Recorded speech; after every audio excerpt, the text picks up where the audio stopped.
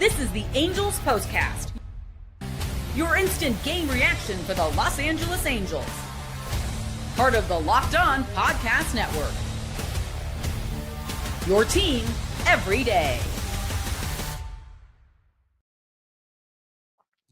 Well, the Toronto fans can bring out the brooms. Hello, Halo Nation. Hello, Halo hopefuls, and welcome back to the latest edition of the Locked On Angels postcast. Coming at you live, as always, after every single Angels game, right here on the Locked On Angels YouTube channel, and after the fact, both on the channel and wherever you get the Locked On Angels audio podcast feed. If you don't know who I am, what's going on, everybody? My name is Gavin Carlson, former credentialed journalist in the LA area, spent 4 years writing articles, conducting interviews, sitting in press boxes, covering UCLA sports with the Daily Bruin, and now in year 2 with the Locked On Podcast Network, where it's your team every day. Our team is the Angels, and boy, oh boy, a rough series here in Toronto.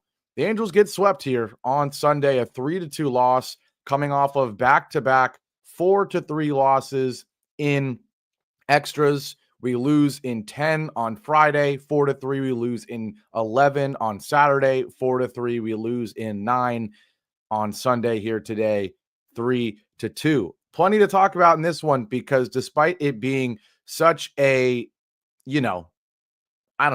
despite it being such a boring game in the sense that it's only 3-2, it really wasn't that eventful. Only a couple swings decided this one.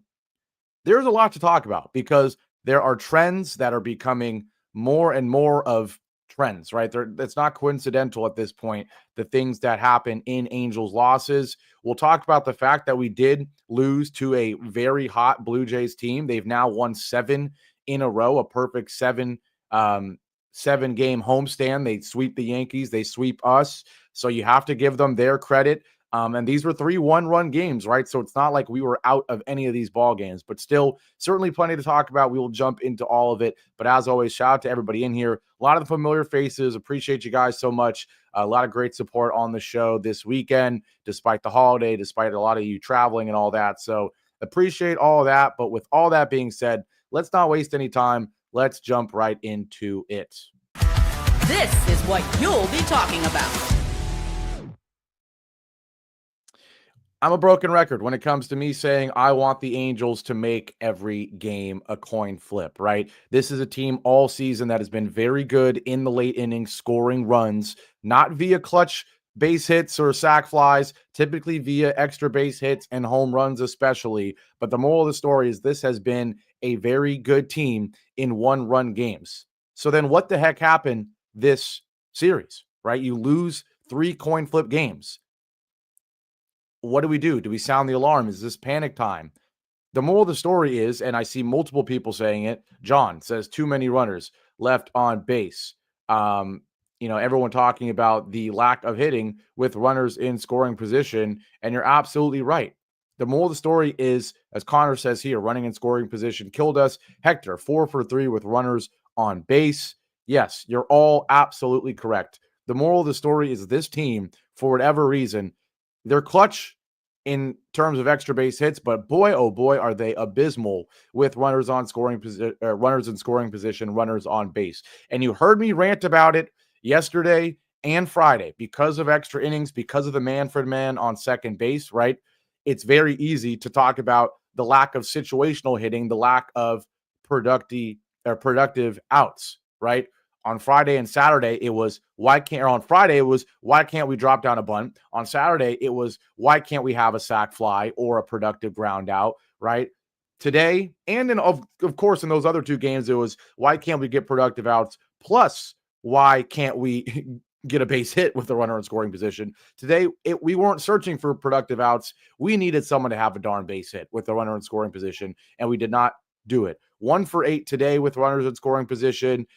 You leave 12 on base, and just really bad at-bats, again, from a couple people. I know everyone in here is talking about O'Hoppe. I'm not going to talk about trading him or any foolishness like that, but boy, oh boy, is it starting to get very concerning, right? He does have a hit today, but the strikeouts are just so bad. They're so bad, right? So bad. Just swinging at everything in the dirt, just uncompetitive at bats. And that's what so many guys on this team, so many of our young guys and some of our veterans, let's be honest, have improved on so much this season. Of course, you're hitting a lot of home runs. Your record's a lot better. But when you ask what is the biggest change from this Angels team to the Angels even a month ago, or the Angels even certainly last year, the strikeout numbers are still high. But the fact that the at-bats are better, right? You've got innings where there was an inning in this ball game where Mike Trout does strike out, right? So again, you see a game where there's 14 strikeouts and only 9 hits, and you go, oh, we strike out way too much, our at-bats suck. Most of the time, you're right. But you look at a game like today, there's innings where Trout strikes out, but he strikes out on a 3-2 pitch right after a very good at-bat. Then Taylor Ward comes up, he has a full count, and he draws a walk, right? Those are quality at-bats. Right. So as much as it's frustrating, we see 14 strikeouts. We see Neto with 2. We see Seanwell with 2. We see Joe Adell with 2. Right. He had a rough one here, striking out as well. But the at-bats are better for a lot of the guys on our team. One guy who the at-bats are not better for is Logan O'Hoppe. They get worse and worse. The guy's never ahead in a count. He's never fighting off pitches, and you can almost guarantee he's going to strike out on a breaking ball down and away. It's just almost a guarantee, right? So he does have a base hit in this game, but it's still very frustrating how bad his at-bats are, right? And so again, I've got people during the show yesterday, people after the show yesterday telling me that I'm being way too defensive of Mike Trout when I say, hey, the guy is not coming through in big moments, but he's having productive outs. He's getting walks. He's having good at-bats, right? Taylor Ward, another great example of that. As much as I like to be critical of him, as much as he does strike out too much, lately, him, like Trout, they have been taking a lot of balls. They've been taking a lot of pitches, right? And then you have games like this where you get a home run from Trout and a walk. You get 3 hits and a walk from Taylor Ward because they're stringing together good at-bats. Eventually, baseball is some luck, some process, a whole lot of execution, right? But when you're having good at-bats, that is going to help you eventually break slumps. Logan O'Hoppe's having horrible ones, and that's why it's concerning. And there were a lot of horrible at-bats in this ball game. Let's not get it twisted. 14 strikeouts is ridiculous. I love the 5 walks, but the moral of the story is when you're not having good at-bats with runners in scoring position specifically, the spotlight on those at-bats is obviously a lot brighter. There's 3 pitch strikeouts throughout the game that no one talks about. But when there's a guy on second base and it happens, that's a problem, right? And so, moral story, this was not a very strong lineup. Anytime you've got, Gustavo Campero and Stevens in the lineup, you don't love your chances when it gets to the bottom of the order. Give credit to Stevens. He did get a base hit here. He now has 2 hits in his career. But that's not a strong lineup when you got Campero and Stevens. I mean, and let's be honest, even Rengifo playing a little better, but that 1 through 5 looks pretty decent. Neto, Sean, Trout, Ward, Adell. But when you go Hoppy, Rengifo, Campero, Stevens, that's a rough lineup, right? 2 guys hitting below 230, and then you've got 2 guys hitting below 185. That's not good. That's not good. So it's hard to be clutch with runners in scoring position when the guys coming up are those guys, right? Let's not act like it's those guys getting on base and then Trout or a Seanwell not coming through. And ironically, that's what happened in extras the last 2 games. But tonight, it was the moral of the story is you look at an inning like the 4th inning, right? This is an inning that people are going to forget. But Taylor Ward is out at home on a ground out double play because Ward gets on via single. Adell does his job via the walk. And then we enter, which someone just called it, and I love it. Real Marco Polo said, it's a black hole right now. That's exactly what the 4th felt like, right? 2 guys get on, and then you enter the black hole. O'Hoppe strikes out. Surprise, surprise. Rengifo actually reaches on an error by Bo Bichette, but then with the bases loaded, Gustavo Campero grounds into a double play.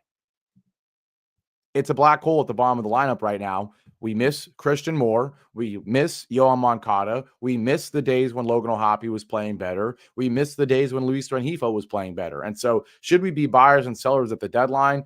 People asking if this sweep confirms we should be sellers, right? I don't know, because I do feel like this team is just a competent infielder or 2 away from being pretty competitive, right? And so that's why I'm not saying we're a buyer, but if you can be a flipper, if you can be a neutral trader in the sense that here, you want a Taylor Ward, well, in exchange for a third baseman that we really need, cool, right? Or hey, do you, for whatever reason, want a bullpen arm and we can turn it into a third baseman or something?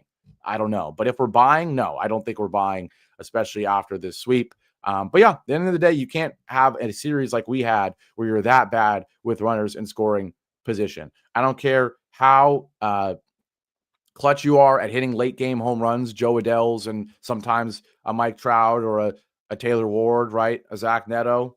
I don't care how clutch you are at hitting home runs in late innings. If you're consistently bad with runners in scoring position or even just runners on base in general, it's hard to win ball games. We're going to take our break. When we come back, we have to talk about the pitching because I don't want people in here spewing foolishness. We had people very critical of Jack Kwanowitz yesterday. That one was a little bit up for debate. We know how much people love to rip Tyler Anderson, but I will not let you guys do it today. The pitching was good again today. The pitching was good all series, and they are not at all to blame for this sweep. We will talk about that after our break here on a losing and sweep edition of the Locked On Angels postcast. I will be right back. Now, on this Monday, today's show is brought to you by Monarch Money. If you ever wish managing your money felt easier with Monarch Money, it can. Whether you're growing your savings or planning a big purchase, Monarch puts you in the driver's seat. It's like having your own personal CFO, giving you full visibility and control over your finances. Monarch Money is more than just a budgeting app. It's a complete financial command center. You can track all your accounts, investments, and spending in one place. So in addition to managing your money, you're also building wealth. I have a big purchase coming up, as you know, with my car, and I've certainly been using Monarch Money to help me with my budget in terms of what it's going to look like in the future, what it looks like right now, how can I spend better, how can I plan for the future better, and the best part is you can do it all in one app. You don't have to use, your Wells Fargo app for this, and then your Rocket Money app for this. No. Monarch Money has got it all right there. So take the control of your finances with Monarch Money. Use code LOCKEDONMLB at monarchmoney.com for 50% off your first year. That's monarchmoney.com, code LOCKEDONMLB for half off your first year. Back here live on the Locked On Angels postcast. Angels 2, Blue Jays 3. 3 straight one-run losses in Toronto. This is a very hot Toronto team, right? You have to say that when you talk about this series. This is one of, this is the hottest team in baseball, right? This is the hottest team in baseball. They just laid it on the Yankees. They just gave it to us. Pause. It was a rough series, right? And so this is a good team. The Blue Jays are playing really well. They're at home. The energy in that place, Rogers Center, is always top-notch, right? I mean, I'm sitting there watching the game, and whenever we get to 2 strikes and they put the Fiend background music on, and the crowd gets loud, I'm sitting there like, oh, man, you're telling me I'm looking at Logan O'Hoppe. There's 2 strikes. They got Fiend in the background. The crowd is going crazy, and we're going to act surprised when O'Hoppe strikes out? Like, no, of course we're not going to, right? So tough atmosphere, very hot team in the Blue Jays, but still frustrating because the Angels did enough to win at least one game. And that's why I don't want people to start saying, do we need to fire Sale or the whole roster? Let's not act like, guys, we got outscored in a series by 3 runs and we didn't get a win. That's crazy. That's crazy, right? So I see a guy like Eric in here saying, does this mean it's time to sell? I don't think Anderson has much trade value. Jansen and Ward probably have the most value. I don't want us to, I know the trade deadline's coming up. I know the All-Star break is coming up, right? I don't want us to react to these 3 games as the reason to buy or sell at the deadline, or obviously sell, right? The moral of the story is these were 3 close games. If one guy does come through with the clutch base hit, you could, in each game, you could say we swept the Blue Jays. We would be 46-43, and we would be talking about going to the World Series, right? In here, you guys would be. So let's not overreact. It's a frustrating one. There were still some good performances today. You did have 9 hits today, right? 9 hits, 5 walks. That's pretty good for this Angels lineup. You just didn't hit the home runs. You didn't hit the extra base hits, and you didn't have base hits with runners in scoring position. But still some great performances. Again, Taylor Ward, he is and I will get to it. Despite in the loss, I think it's pretty fair to say. This is the Locked On Player of the Game. even in a loss, it is Taylor Ward. The guy reaches base 4 times, 3 for 4 with the walk and RBI. Whether he's boosting his trade value or cementing himself as a key part of in this lineup for the rest of the year, either way, we will absolutely take Taylor Ward having a nice month of July. That is absolutely what this team needs. Again, the 1 through 4, I'm not, or 1 through 5, I'm not worried about at all, right? Neto, Sean, Trout, Ward, Adele, very reliable. Mike Trout does go deep in the first inning. I know a lot of people want to point out when he doesn't do well. Well, you need to point out when he does do well as well. He gets on via the walk, and he has a solo shot. The OPS is 797, guys. It's better than Neto. It's significantly better than Sean. It's better than Ward. It's significantly better than anyone else on the team other than Joe Adele. So Joe Adele, I personally think it would be a snub if he's not an all-star, right? And so for Trout to be the only guy or for the only guy to have a better season than Mike Trout right now, be an all-star, it's a competent season for him, right? So I'm fine with the 1 through 5. Ohapi's not going anywhere. He's not going anywhere. So he needs to find it. Honestly, I guess we have to go back to seeing him alternate with Travis d'Arnaud right now to, balance things out. Hope Ohapi can get hot a little bit. But the moral of the story is we need Christian Moore back. We will get him back eventually. And boy, oh boy, we don't even hear anything about Yohan Moncada right now. And that's what's frustrating because I feel like you can make the argument that him and Christian Moore, you throw those in the lineup, those might be the missing pieces. Even Jorge Soler is quietly swinging a lot better of a bat right now. I know a 206 average doesn't help, but another pinch hit single, we will take a pinch hit single from Jorge Soler, whether it mattered or not, right? Whether it was a blooper or not. So we love to see that. Hopefully the lineup can be a lot better. But I'm reading in the comments, they're talking about man, Ohapi is killing us. Moncada is made of glass. Get him out of here too. Dead weight. Put Logan on the bench for a while to observe games. Again, I don't want to make any drastic changes after this loss. But what I do want to do before we wrap this one up is talk about the pitching because we know how critical people are of Jack Kohanowitz, of Tyler Anderson, of the bullpen. I thought Tyler Anderson was okay. Again, kind of what we are expecting and kind of have to be satisfied with the back end of the rotation. Tyler Anderson goes 5 innings, 8 hits, 3 earned runs, 2 walks, 2 strikeouts. He does give up the huge home run to Bo Bichette, and oh my, was that a bomb. But the moral of the story is he doesn't give up a run in the 6th there, or in the 5th, in the 6th there. If he gets some help from the bullpen, he unfortunately does not. In case you missed the game, Bo Bichette walks, then Alejandro Kirk singles.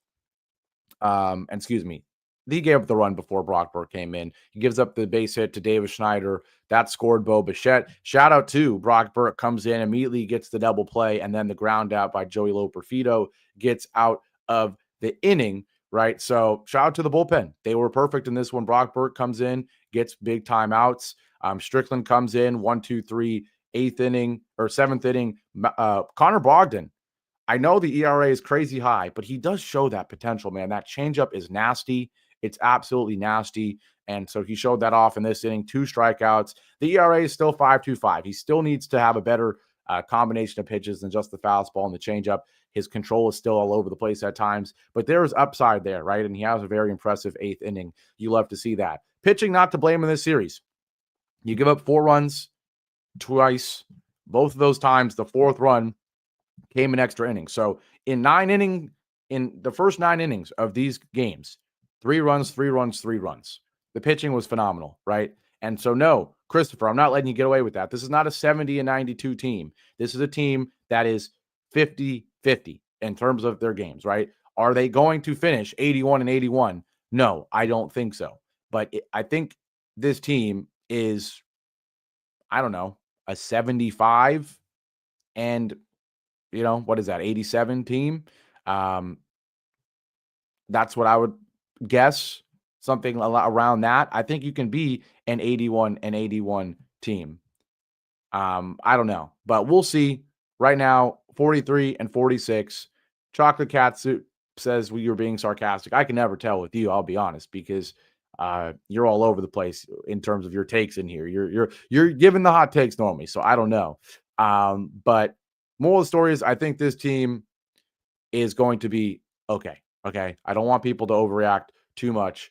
I think the moral of the story is you have a huge opportunity now with the Rangers coming to town. You can make progress in the AL West, but more so, you just have a 7-game homestand where I would love to see you go 4-3. If you go 4-3, you're 47 and 49 going into the All-Star break. Would have loved to be 48-48 going into the All-Star break, or 49-47, but we're not going to be there. We're still fine. All right. There's no need to panic. Now, if you lose, if you go 1-6 in this homestand, then you're confirming your sellers, right? If you go 2-5, that would be frustrating. And unfortunately, these are good ball clubs, right? With the Rangers and the Diamondbacks, 2 teams playing good baseball right now. You got to go against DeGrom. You know how hot the Diamondbacks have been at times this season, recently, especially Ketel Marte swinging a hot bat right now.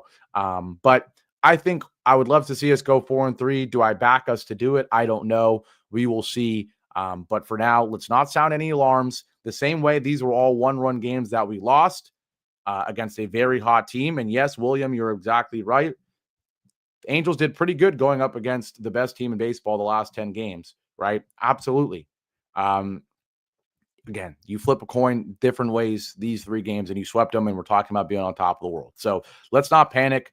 If we are going to if you're going to overreact after the team gets swept in 1-run games, then I need you to overreact if they go 4-3 at the homestand. Cancel it out. Be fair to this team. All right. I don't want to sound like a halo honk. I don't want to sound like I'm defending everybody in this performance. But if you told us at the beginning of the year this team would be 43-46, if you told us at the beginning of the year they'd be 43-43 going into the July 4th holiday, you would take that, right? You would take that. So let's not sound any alarms. Let's have a good homestand here. You know, I'll be here after every single game. Let's get it done. And no, I'm not worried about Sean. Well, guys, 1-5 in the lineup, they're fine. They're absolutely fine. Offensively, defensively, Joe Adell made a nice play today. Sean Newell has been fine most of the season at first base.